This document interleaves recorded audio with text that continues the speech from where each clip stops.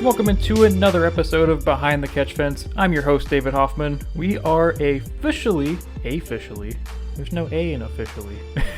Anyway, before I go on a weird tangent about how I pronounce words, we're officially at episode 26 of this legendary franchise of a podcast. But before I begin, I'd like to give a quick shout out to No Copyright Music on YouTube.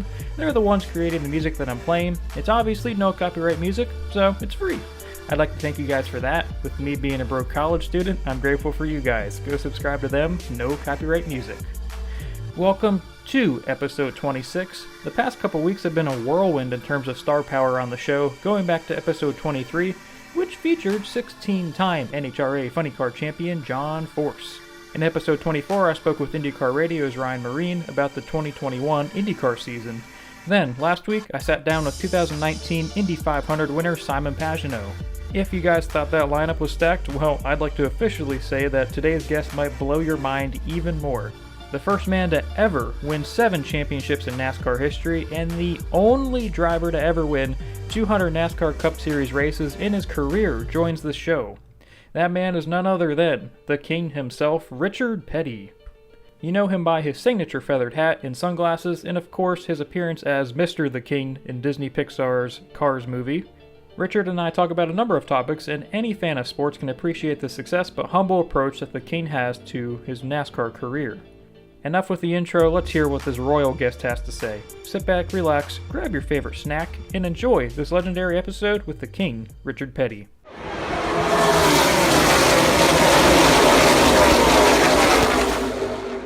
All right, let's see what we got to do here, guys. Okay. What have you been up to with the pandemic and all this craziness going on? Well, really stayed home more than anything else. Can't go to the races now, or don't go to the races because of all the limitations and stuff that they have at the racetrack. So I go to the racetrack and they put me in a bubble, and they put the drivers in a bubble, they put the crews in a bubble, they put the car owners in a bubble, and you can't associate with anybody. So I stay home, watch it, and we got all the electronic stuff set up at the house where I can communicate back and forth with them and listen to find out what's going on. So it's almost like being there, but you want to be there because you want to be around the people and just be friendly with everybody. Let them know what's going on. Right.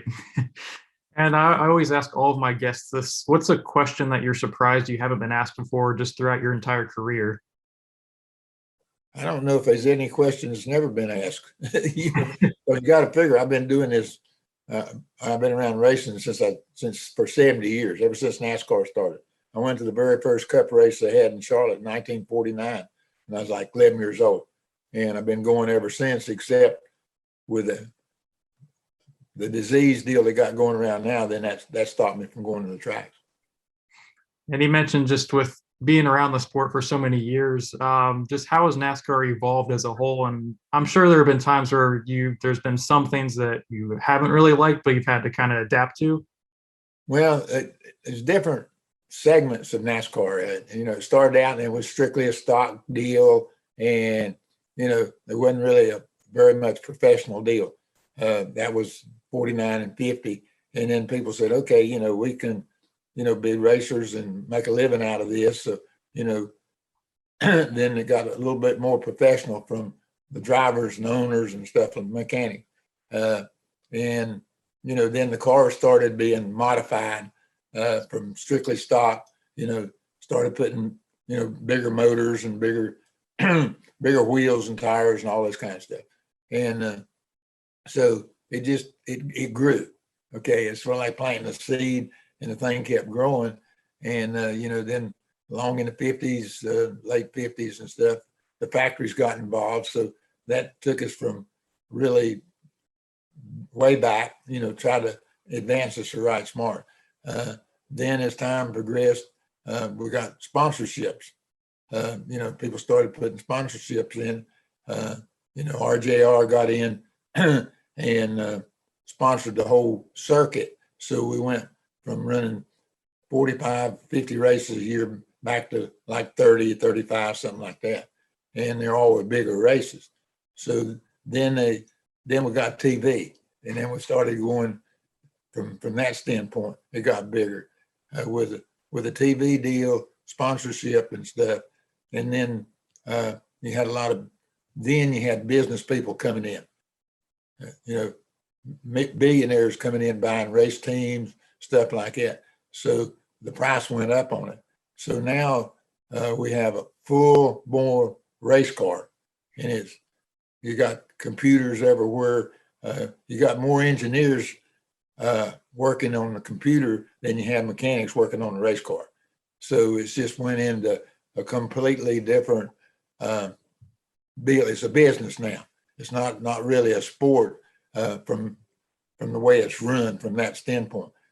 Fans can still look at it as a sport, but I think the people that's inside the deal, the sportsmanship's kind of went out of it. Now it's strictly a business situation for the guys working on the car, driving the car, owning the car, whatever it is.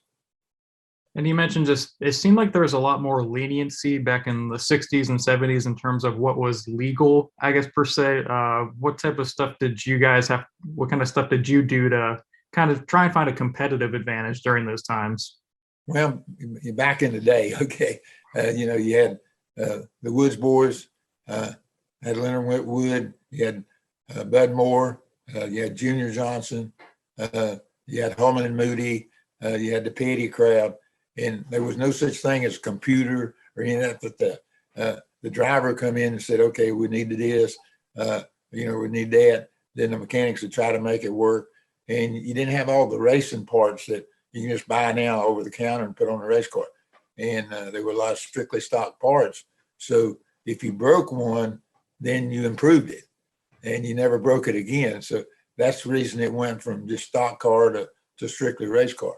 And, over a period of time, these were the mainstays of racing. There wasn't sponsorships or nothing like that. The people lived off the purse.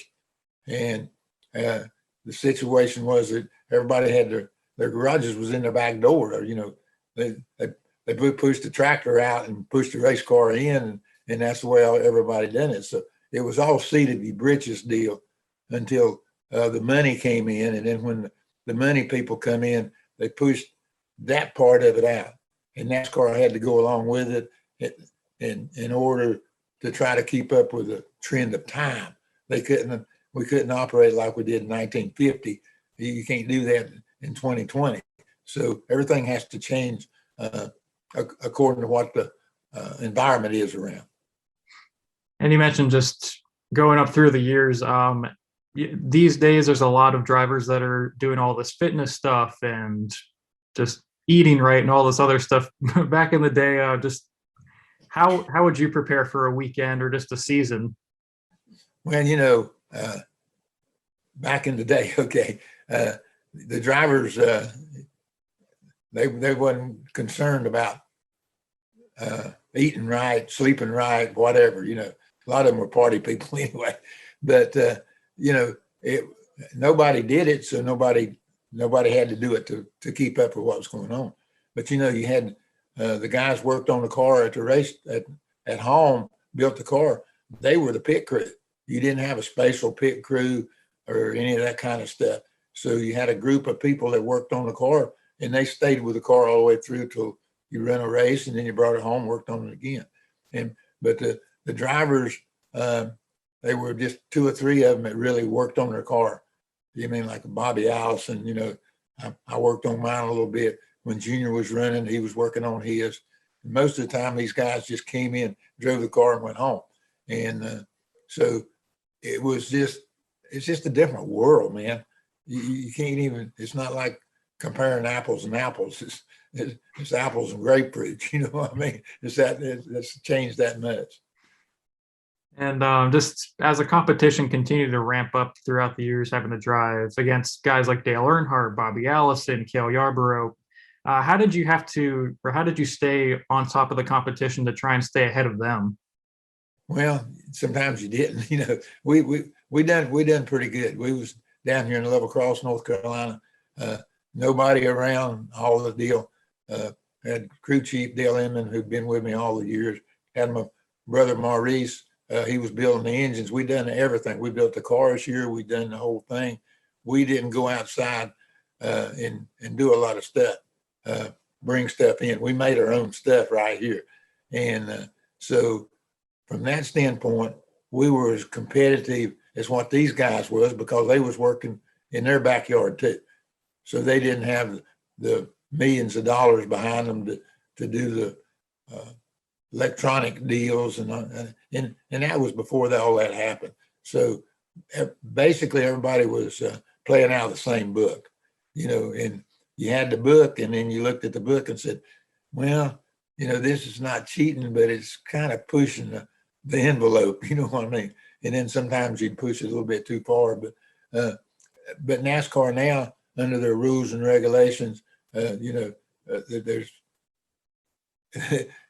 you can't even hardly fudge on the way the situation is. So from that standpoint, I think the cars are probably more even than they've ever been. And you mentioned a little bit earlier about your crew chief, longtime crew chief Dale Inman. What made the chemistry so just like flawless for you guys? It almost seemed like. Well, it was a family deal. Dale was a cousin. I grew up with him. When we was young, we used to go to the swimming hole, go swimming in the creek, race our bicycles around. Went to high school together, played football together, dated together, and then my brother was right here with us. Okay, and so you wound up being a family affair. My dad sort of run the show. My mother kept the books and kept us all straight. Had my cousin working on the race car, my brother working on the engines. I was right there, and we all lived within a quarter of a mile of each other. So racing was all we did. We didn't have a lot of outside activities. You didn't have all the TVs and all the computers and stuff to play with. So racing was our game, and we played it, 24 hours a day, basically. You go home, you think about it, you come back and you might make a change or something like that. But all of us were on the same page, and that team stayed together for, 20, 30, 40 years. So you really didn't have to talk to each other because you knew what the other guy was thinking. And if one said something, then everybody backed them up. So it was just a real close-knit operation that made it work for us. And what type of lessons did you learn throughout the course of your career that you still hold close to you today?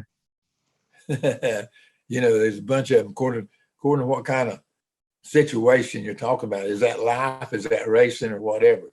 It was always kind of deal that I looked at things and say, okay, forget what happened yesterday except by learning from it. Do the best you can now and hope for the best in the future.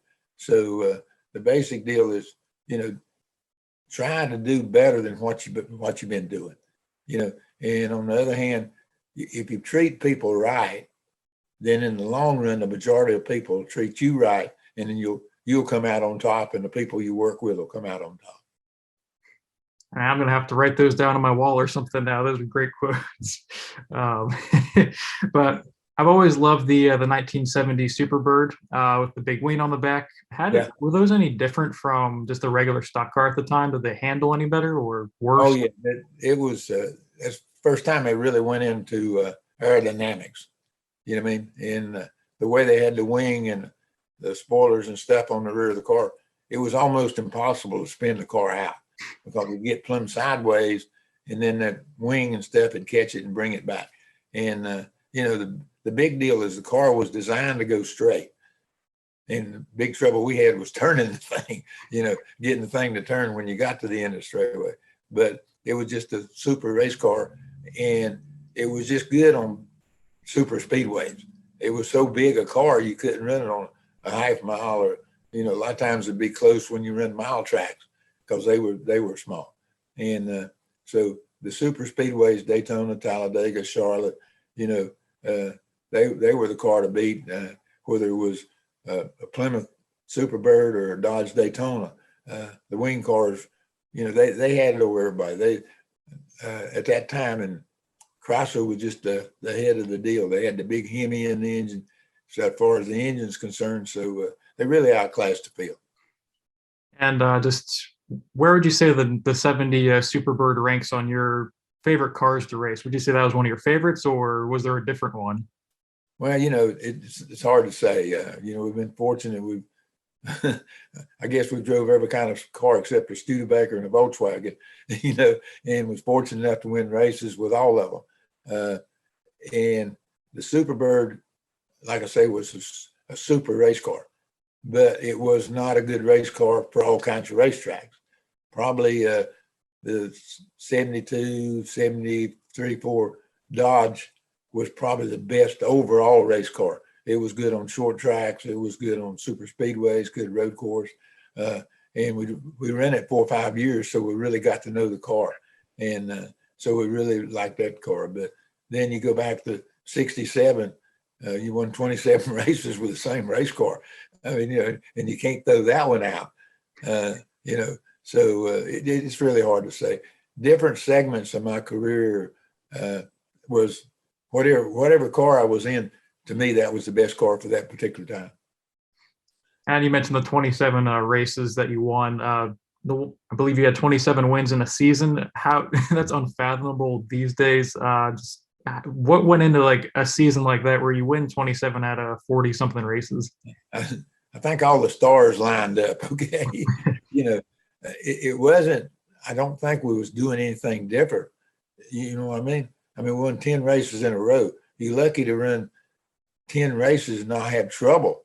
Of course, we had some trouble in a couple of the races, but the other people had more trouble than we did. And at that particular time of our racing deal was, you run a 400-mile race or a 100-mile race or a 500-mile race. The big deal was get to the end of the race. You know what I mean? Because the cars were not all race cars. They was so much stock stuff on them. So you had a lot of blown engines or broke axles and, just broke wheels or whatever it was. And so the deal of just finishing that many races in a row was quite a feat. And so we just hit on a lucky streak. We were doing everything right and everybody else was doing everything wrong. And it just worked out. You're in an exclusive list with Dale Earnhardt Sr. and Jimmie Johnson as the only 7-time champions in NASCAR. Just as you watch those two drivers follow in your footsteps, what did you see from them that just kind of made them so special in their own right? You got to figure, I won 7 championships. I won it under 4 or 5 different ways to count points. You know what I mean? And I don't know if the way they count points now, whether I'd won the championship or not. So they changed the way they do championship points and stuff like that. So, all you can do is compare Earnhardt in his era or Jimmie Johnson in his era or Richard Petty in his era. You can't compare them against each other because circumstances, economies, everything was so much different. So it was like a different era and a different way of racing and a different way of environment. So, that's just the way it was. And, we're just lucky that we was one of the ones that won 7 of them. You've been in the sport for a number of years. You're able to get into the NASCAR Hall of Fame in 2010 in the inaugural year. Just how much did that mean to just your family overall, just being able to be those first ones to get into the Hall of Fame? Well, I guess we're fortunate there also that, again, I was at the very first race they had. So I grew up with NASCAR. Okay. I grew up with a France family as they changed rules, as the dad went away and the son came in to take over. Same way as my dad was running the show and I came in and, started doing the driving part of it. And so I guess if nothing else, I got in the Hall of Fame just because I was there as long as anybody else. But it was a great deal. I think it's really been a good deal for NASCAR because, at the time, we'd been around like 60 years or something. So we was been around our sport long enough to have a Hall of Fame. If you've just been 10 or 15 years in a business, it's kind of can't have a Hall of Fame. But you had a lot of the older people like my dad, Junior Johnson, Fireball Roberts, Curtis Turner. You had these guys from the old time school that a lot of people now don't know about. That's what's good about the Hall of Fame. It brings these guys back home, because if it hadn't been for them, there wouldn't have been no Jimmie Johnson or Jeff Gordon doing what they're doing today. And going back to 1984, your 200th win at Daytona, what do you remember about that day? I don't know. Just it was just the icing on the cake, I guess. We'd won the 199th race at Dover, Delaware, and then we ran a couple of races and didn't win. Okay, and you just felt like it was coming. Everything was it just worked out for us that day.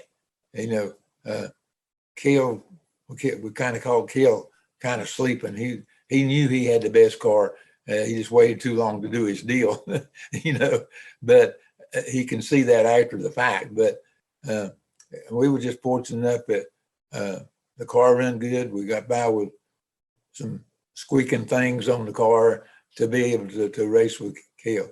And, we run off and left everybody. But then, the president of the United States going to be there. Well, that was a big deal till you get in the race car and you say, that's the furthest thing from your mind. And you run the race, you ain't thinking about the president coming in an airplane or coming up and being anything like that. So, it was kind of a deal. They said before the race, whoever wins the race, stop on the racetrack and go up to the announcer's booth and, see the president. Well, I come down pit road, they said, get out on the racetrack. Are you supposed to go upstairs? So, the big deal was that we won it on the last green flag lap in front of the president of the United States on July the 4th. Hollywood wouldn't even buy this picture, And I know afterwards you had Kentucky Fried Chicken with the president. Yeah, we got to eat, and that was a good deal. They closed up the garage area and let the crews and their families, owners, people in NASCAR all come in and be with the president of the United States. I mean, you have a picnic on July the 4th with the president of the United States. That's a pretty big deal, and so it just worked out really. It couldn't have been better for him. I look back and I say, okay, we got him on the sports page.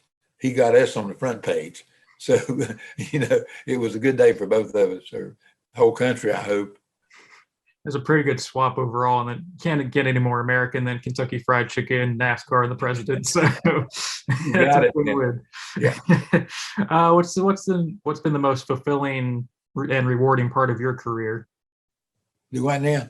What's been the most fulfilling and rewarding part of your career? Just being here. Running for 32 years, having all the accidents, breaking your neck was, broke about 2/3 of the bones in my body, I guess, because they just didn't have the safety features and stuff that we have today. You know what I mean? So, you drove hurt, you done all that kind of stuff. So, just really surviving that many years and still, being up and get up in the morning, walking around, not hurting.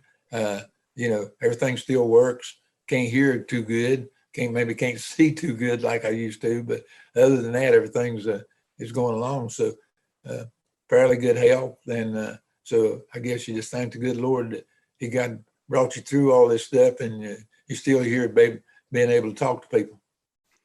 You're still able to make such an impact on so many people's lives, that's for sure. But final two questions. You hired Eric Drones to drive the 43 car this season. What do you see in him that will help propel Richard Petty Motorsports back to just the top of NASCAR? Yeah. It's been a long time since we've had anybody in the car that has won Cup races. He's won a couple of Cup races, and an opportunity to be able to get somebody that has won races where Bubba never won a Cup race. So we think we're going forward with that. And, we're looking basically next year, they're changing the cars. It's going to be a completely different situation and all this kind of stuff. And we feel like that Eric has got the experience in different kinds of cars, different circumstances, that he'll be able to help us transfer into the new season.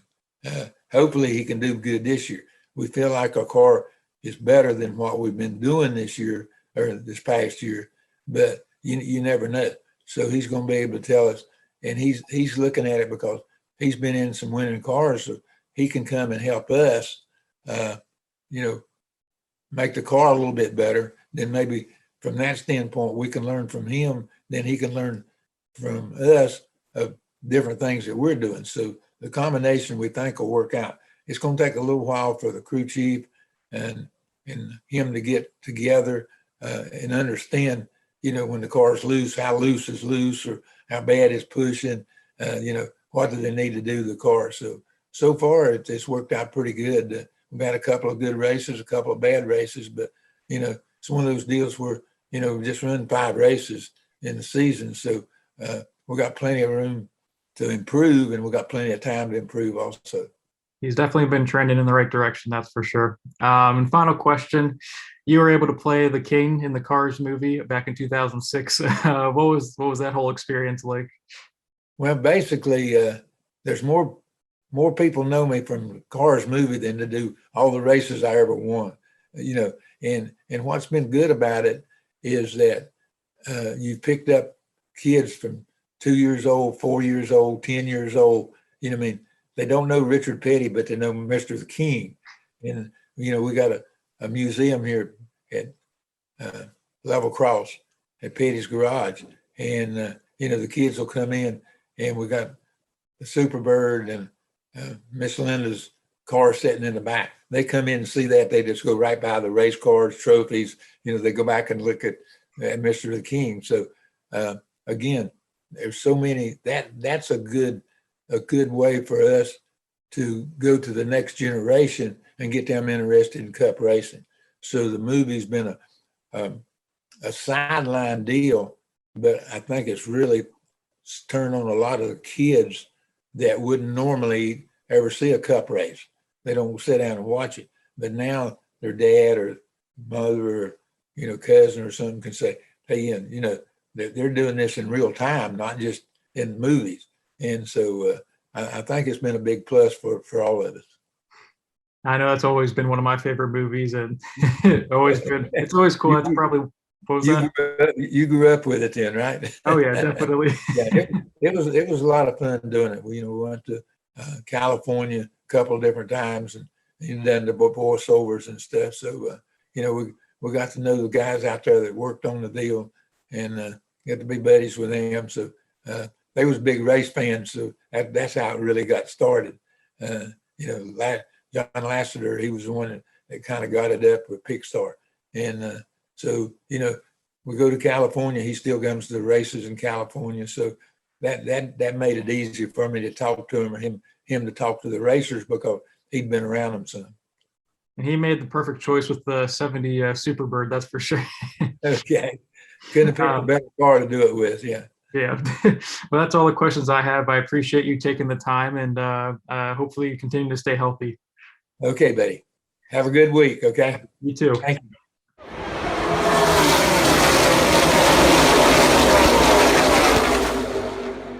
I hope you guys enjoyed this legendary episode of Behind the Catch Fence with special guest Richard Petty. It was an unbelievable experience being able to hear his vantage point of how NASCAR was when it was just beginning to evolve in the 50s, 60s, and 70s.